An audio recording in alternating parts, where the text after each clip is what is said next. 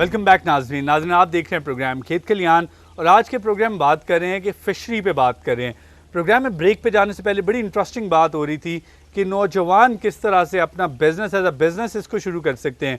आप जानते हैं कि गवर्नमेंट इस वक्त इनकरेज कर रही है कि आप हमसे छोटे छोटे कर्जे लें, बैंक्स को भी इनकरेज कर रही है कि आप आइडियाज़ लेके आए हमारे पास। और नौजवानों के लिए स्पेशली जो देही इलाकों में नौजवान हैं उनको भी बड़ा इनकरेज किया जा रहा है। सो गवर्नमेंट भी चाहती है कि नौजवान अपना रोज़गार शुरू करें। और प्रोग्राम में जिस तरह हमने बात की कि ऑप्शंस भी हैं, जिस तरह कि आज के प्रोग्राम में बात करें कि बहुत सारे नौजवान जिनके पास अगर अपनी ज़मीन मौजूद है तो वो फिशरी का बिज़नेस कर सकते हैं। इसी पे मज़ीद बात करेंगे। इमरान साहब, ब्रेक पे जाने से पहले बात हो रही थी कि अगर कोई बिल्कुल लेमैन जिसको कोई आइडिया नहीं है कि फिशरी जो है सवाए इसके कि मछली खाई कैसे जाती है या पकाई कैसे जाती है उससे ज़्यादा आइडिया नहीं है, तो अगर हम उन्हें बताना चाहें कि आपने किस तरह से अपना फ़िश फार्म बनाना है, जैसे आपने बात की कि इस पर इन्वेस्टमेंट भी ज़्यादा दरकार नहीं होती है और दो बुनियादी इसकी रिक्वायरमेंट्स हैं कि पानी साफ़ हो और ज़मीन की क्वालिटी बेहतर हो।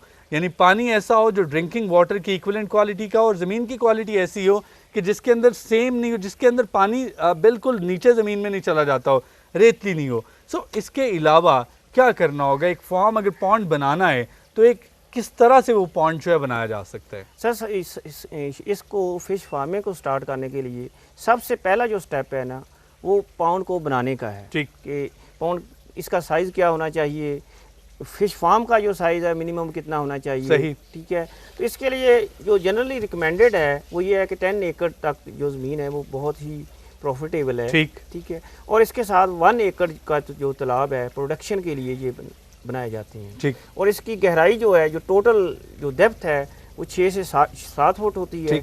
इसमें जब एक्सकेवेशन करते हैं तो 3 से 3.5 फुट तक नीचे ज़मीन से एक्सकेवेशन कर ली जाती है। और इसके अलावा जो 3-3.5 फुट जो उसके ऊपर डाइक्स बन जाती हैं। तो टोटल जो इसकी डेप्थ है वो 7 फुट तक हो जाती है। सही। और इसके अंदर जो इसके अलावा दूसरा जो इसके लिए पानी का इंतज़ाम है, उसके लिए ट्यूबवेल हमें मैनेज करना पड़ता है और इसके चैनल्स बनाने पड़ते हैं। सही।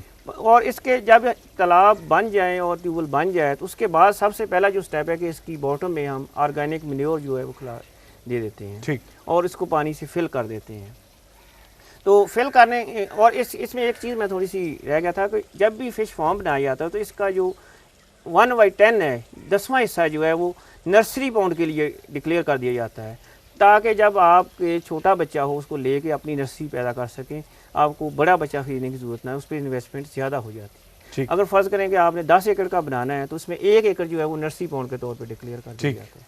तो उसको आप नर्सरी पॉन्ड को आप ज़रूरी नहीं कि ये पूरे एकड़ का हो, आप आधे एकड़ के 2 पॉन्ड भी बना सकते हैं। ठीक है। और इसके साथ साथ इसको मछली की अगर खुराक को देखा जाए, हमारे यहाँ जो कल्चर हो रही हैं मछलियाँ, ये आमतौर पे इसको हम फ़िल्टर फीडर कहते हैं। तो ये छोटे छोटे जो कीड़े मकोड़े और माइक्रो ऑर्गेनिज़म, ज़ूओप्लैंक्टन ये खाती हैं।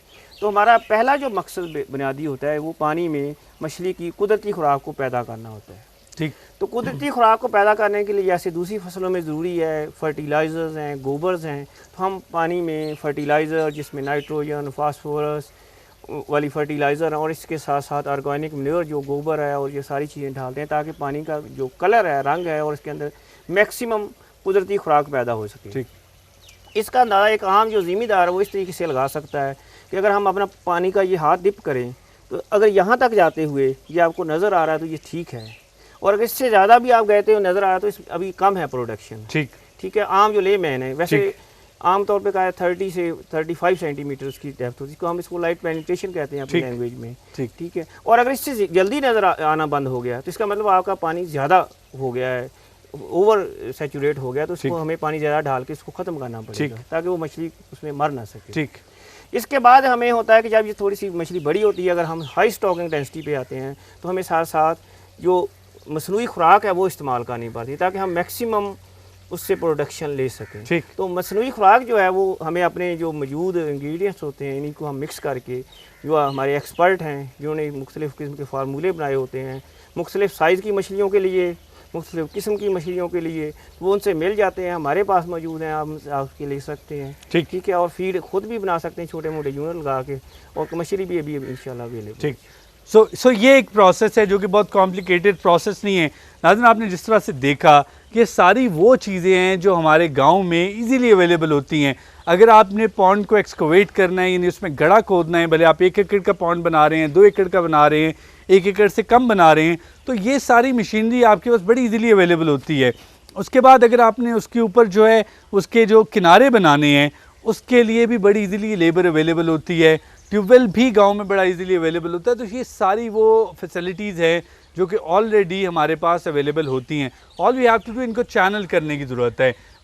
ये प्रोग्राम करने का सिर्फ मकसद ये है कि नौजवानों को ये बताया जा सके कि हम लोग सिर्फ ये चाहते हैं, सब लोग ये चाहते हैं कि किसी तरह से हम शहरों का रुख करें या मुल्क से बाहर चले जाएं और जाके अपना रोज़गार ढूंढें। इतना आसान हर जगह पे बाहर रोज़गार नहीं होता। शहरों में भी जब हम आते हैं तो हमारे पास इतना आसान रोज़गार नहीं होता। और अगर हर शख्स जॉब कर रहा होगा, नौकरी कर रहा होगा, तो इस मुल्क का जीडीपी किस तरह से चलेगा। ये बात इंतहाई ज़रूरी है कि आप एक प्रोड्यूसर इकॉनमी बने। एक कंज्यूमर इकॉनमी बनने की ज़रूरत नहीं है हमें प्रोड्यूसर इकॉनमी बनना है। और एग्रीकल्चरल कंट्री होने के नाते हमें अपनी प्रोडक्शन को इंक्रीज़ करना है। जिस तरह एग्रीकल्चर का फिशरी एक बहुत ही जो है इंटीग्रल रोल है, बहुत इंपॉर्टेंट रोल है। अब क्या समझते हैं कि अगर इस पे जिस तरह से प्रोग्राम में आपने बड़ी अच्छी बात की कि बड़े आसान तरीके से एंटरप्रेन्योर्स आ सकते हैं, जो बड़े स्मॉल लेवल इन्वेस्टमेंट से भी इसको शुरू किया जा सकता है, तो अब क्या समझते हैं कि ये हमारी एक्सपोर्ट में ख़ास किरदार अदा कर सकती है? सर, इस जो मछली हमारी पाकिस्तान में जो हमारे अभी कल्चर हो रही हैं, ये इतनी ज़्यादा एक्सपोर्ट में नहीं है हमारे पास। अभी तो हमारी इंडिजिनस ही रिक्वायरमेंट पूरी नहीं हो रही। ठीक। और इसके साथ साथ दूसरी बात ये है कि अगर हम अपनी मार्केट्स अभी देखें तो ये डाटा है कि तकरीबन 24 अरब डॉलर की हमने इस साल पंगेसिस के फ़िले मंगवा लिए हैं, जो डाटा है। तो सबसे पहले तो हम इसको ख़त्म कर सकते हैं। हमारा यही जो इतनी ज़्यादा हो रही है इन्वेस्टमेंट। जब किसी भी बड़े स्टोर पे जाते हैं वहाँ पे आपको ये फ़िले मिल रहे हैं, डिफरेंट पैकेजिंग में मिल रहे हैं, जो कि कहीं से फिलिपीन से आ रही है, इंडोनेशिया से आ रही है, चाइना से आ रही है, ये वियतनाम से ज़्यादातर आती है, वियतनाम से आ रही है। सो सबसे ज़रूरी ये है कि आप इसको प्रोसेसिंग खुद करें, अपनी फ़िश प्रोड्यूस करें, प्रोसेसिंग करें, और आपके फ़िश जो लोकल आपने प्रोड्यूस किया है वो आपकी मार्केट्स में अवेलेबल हो। सर, ये बात है कि ये जो फ़िले हैं ना, ये बेसिकली हाई वैल्यू फ़िश के बनते हैं। जो हमारे पास कार्प कल्चर हो रही हैं, इसके बनते ही नहीं हैं। इसीलिए हमने ये स्टार्ट किया है और हमारी गवर्नमेंट भी इस चीज़ को बहुत ज़्यादा प्रमोट कर रही है। हमारे सेक्रेटरी साहब पर्सनल इंटरेस्ट ले रहे हैं कि हाई वैल्यू फ़िश को, जो हमारे पास चैनल कैट फ़िश है, ये फ़िले पेंगेसिस के आते हैं, कि पेंगेसिस को पाकिस्तान में इंट्रोड्यूस करके यहाँ पे इनको लोकल कल्चर किया जाए, ताकि हमारी जो इतनी इस पर बहुत ज़्यादा जो हम इंपोर्ट कर रहे हैं इसको हम रोक सकें। और इस दूसरे साथ साथ इंपोर्ट को हम इंपोर्टिंग से एक्सपोर्टिंग कंट्री में शिफ्ट हो। हमारी जो अभी तक जो एक्सपोर्ट हो रही है वो सारी की सारी कैच फिश से हो रही है, जो समंदर से हम पकड़ते हैं। इनलैंड फ़िश की जो एक्सपोर्ट वो नहीं हो रही। तो हमारा जो अभी टारगेट यही है कि हम इनलैंड फ़िश को मैक्सिमम लेवल तक लेके जाएं और जितना भी इसका पोटेंशियल है इसको एक्सप्लोर करें और इसको आगे लेके जाएं, ताकि हमारी आवाम में गुर्बत ख़त्म हो और कंट्री में। एब्सोल्युटली। अमेरिकन कैट फिश की जिस तरह हमने बात की कि अमेरिकन कैट फिश NARC का एक बड़ा ही इंपॉर्टेंट प्रोजेक्ट और आपने इस पर काफ़ी काम किया, ये बताइएगा कि अभी किस तरह से आपने इस प्रोजेक्ट को स्टार्ट किया और क्या सर्टेन अचीवमेंट्स हैं जो अभी तक हासिल कर चुके हैं? Sir, American channel catfish को हमने सबसे पहले इंट्रोड्यूस किया था थाईलैंड से। यहाँ पे हमने लोकल एनवायरनमेंट में इसको एक्लेमेटाइज करवाया है, इसकी फीडिंग पे काम किया है, फिर इसमें हमने ब्रीडिंग करवाई है, और इसके साथ साथ अभी हमने बहुत से फार्मर्स को इसको डिसमिनेट भी कर दिया है। और हमारा नेक्स्ट जो टारगेट है ये है कि हमें बहुत ज़्यादा, क्योंकि इसकी डिमांड है, तो हम इसकी बच्चे की डिमांड नहीं पूरी कर रहे, तो हम इसके लिए हैचरी एक अलहदा से बना रहे हैं, जो कि सिर्फ अमेरिकन चैनल कैटफिश के बच्चे को ही पैदा करेगी। ठीक। और इंशाल्लाह ये हमारे पास अबंडेंट मकदार में अवेलेबल होगा। ठीक। और हम ये तवक्को करते हैं कि ये बहुत बड़ी एक तब्दीली ला देगा मुल्क की कंट्री में, और स्पेशली फिशरी सेक्टर में। फिशरी सेक्टर में एक जो है मेजर लैंडमार्क होगा। अभी तक कितने फॉर्मेट्स को आप डिसेमिनेट कर चुके हैं? जो अमेरिकन चैनल कैटफिश है, जो आपने यहाँ पे इंपोर्ट की और इसको क्लाइमेटाइज करवाया, कितने फॉर्मेट्स को, ये किस लेवल तक अभी तक आप इसको डिसेमिनेट कर चुके हैं? सर, अभी तक हमने कुछ तो ब्रीडर्स हैचरी वालों को हमने डिसेमिनेट किया है, और हमने तीनों सूबों में, सिंध में, पंजाब में, और इसके साथ साथ पंजाब फिशरी डिपार्टमेंट को प्लस 100 फार्मर्स जो हम इसको डिसेमिनेट कर चुके हैं। ठीक। तो क्या रिजल्ट्स हैं, मतलब जब उन्होंने इसको ब्रीडिंग करवाई है आगे फर्दर, सो क्या रिजल्ट्स हैं अभी तक इसके जो आ रहे हैं? सर इसमें यह है कि सबसे बड़ा इसका जो प्लस पॉइंट है कि ये अगर हमारी स्टॉकिंग डेंसिटी जो मौजूदा मछलियों की है, कार्प्स की जो कर रहे हैं, ये हम इसको एडिशनल डाल देते हैं और उसमें कोई भी बर्डन नहीं डालती है। फ़र्ज़ करें कि हमारे पास अगर 1500 मछली तालाब में डली हुई है, हम 500 ये इसमें डाल दें तो ये एक्स्ट्रा इनकम होगी और इसकी जो पैदावार है, जो इनकम इन पैसों की शक्ल में है, वो उनसे डबल होती है क्योंकि इसकी प्राइस डबल है। ठीक। तो और इसकी जो मार्केटेबल साइज़ है वो भी 1 kg है क्योंकि इसमें कांटे नहीं होते, तो ये बहुत बड़े आराम से एक सीज़न में 1 kg एंड 1.5 kg तक हो जाए। कितना टाइम लगता है इसको 1 kg जो इसका एक मैच्योर साइज है उस पे पहुंचने में तकरीबन कितना टाइम लगता है? Sir 1 years. 1 ईयर, 1 साल में ये 1 kg तक पहुंच जाती है। अब क्या समझते हैं कि 1 एकड़ में अगर इसको 1 एकड़ में इसकी फार्मिंग की जाती है तो 1 एकड़ के पॉन्ड में कितनी फिश जो हैं वो रखी जा सकती हैं? इसमें हमने जो किया है वो जो सूटेबल नंबर ऑफ फिशेज़ है वो 3000 टू 500,000 3000 से 3500 मछलियाँ हैं, जबकि हमारी जो कार्प हो रही हैं अभी ये 1000 से 1200 मछलियों पर एकड़ है। सो ऑलरेडी जो हमारी हो रही हैं वो 1000 से 1200 मछलियाँ पर एकड़ है और ये 3000 से 3500 मछलियाँ आप रख सकते हैं। दैट मीन्स कि आप अपनी जो प्रोडक्शन है वो 3000 से 3500 kg तक लेके जा सकते हैं। सो इसका जो फिश अभी तक क्या ये मार्केट में अवेलेबल है, आपने कभी देखा है या इस पर भी आप लोग फॉलो अप करते हैं कि मार्केट में अवेलेबल है, लोग इसको पसंद कर रहे हैं? सर पिछले साल जो पिंडी की मार्केट में कुछ अवेलेबल थी है, ठीक, और इसका रेट जो 400 तक ठीक है।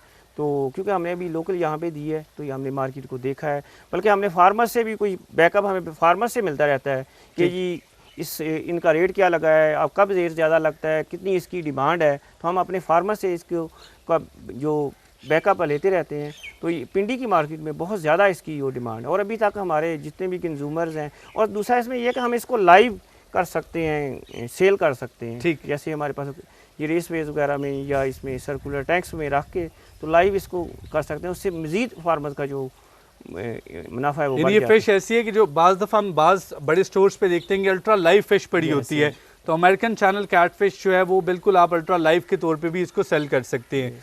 सो इसके अलावा आप क्या समझते हैं कि अगर फार्मर्स का जो कन्वेंशनल मेथड है जिस पे फार्मिंग हो रही है उनके लिए, चूँकि प्रोग्राम के अख्ताम का वक्त आ रहे हैं, तो आप क्या पैगाम देना चाहेंगे कि जो कन्वेंशनल तरीके से फार्मिंग की जा रही है उसमें क्या ऐसे फ्लॉज हैं जिनको दुरुस्त करने की ज़रूरत है? सर हमारे फार्मर में जो 2 मेजर फ्लॉ आते हैं, एक तो हमारी जो पहले सीड की जो पैदावार है वो उस लेवल तक फार्मर हमारी नहीं लिया पाते। नॉर्मली ये दुनिया में रिकमेंडेड है कि 200 ग्राम से लेके 300 ग्राम की फ़िश को स्टॉक किया जाए, जबकि हमारे फार्मर 6 से 10 ग्राम की फ़िश को स्टॉक करते हैं। ठीक, और इसी टाइम में दूसरे कंट्रीज़ में वही इतने ही टाइम में मछली वेट जो गेन कर लेती है वो 200 ग्राम तक कर लेती है। तो हमारा पहला जो फ्लॉ है इसको ख़त्म करने की ज़रूरत है कि हम अपना जो बच्चा है इसको बहुत ही इंटेंसिवली कल्चर करें और मैक्सिमम लेवल तक लेके जाएं कल्चर उसके स्टॉकिंग के लिए। और आप स्टॉकिंग के बाद हमारी स्टॉकिंग डेंसिटी मैक्सिमम होनी चाहिए। स्टॉकिंग डेंसिटी में नंबर ऑफ फिशेज़ तालाब में जो कितनी मछलियाँ हैं, तो इसके लिए ज़रूरी है कि हम आर्टिफिशियल फीड जो हमारी मसनूई खुराक है ये इस्तेमाल करें, क्योंकि उसके बगैर हम 1 एकड़ से जो पैदावार है वो 1500 किलो से ज़्यादा नहीं ले सकते, मैक्सिमम इतनी ले सकते हैं। लेकिन जो आर्टिफिशियल फीड है ये 4000 से लेके 5000 मुख्तलिफ मैनेजमेंट पे डिपेंड करते हुए हम 4000 से 5000 और 3000 तो बड़े आराम से हम आर्टिफिशियल इस्तेमाल करते हुए 1 एकड़ से तालाब ले सकते हैं। तो मेरा आम जो फार्मर्स हैं जो कि कार्प को कल्चर करें, इसके लिए उनके लिए यही मैसेज है कि अपनी पर एकड़ पर पैदावार को मैक्सिमम करने की कोशिश करें। सही। और जो भी हमारे फिशरी डिपार्टमेंट वाले या रिसर्चर जो भी आपको रिकमेंडेशन देते हैं उनको मैक्सिमम उनसे बेनिफिट उठाने की कोशिश करें। हमसे कांटेक्ट कर सकते हैं, हमारी वेबसाइट है, यहाँ पे हर वक्त हम खुले होते हैं, हमारे अपने सिस्टम मौजूद है, तो हम हर वक्त इन्फॉर्मेशन देने के लिए तैयार हैं। सही, थैंक यू वेरी मच, आपने हमें प्रोग्राम में टाइम दिया। It was really nice talking to you.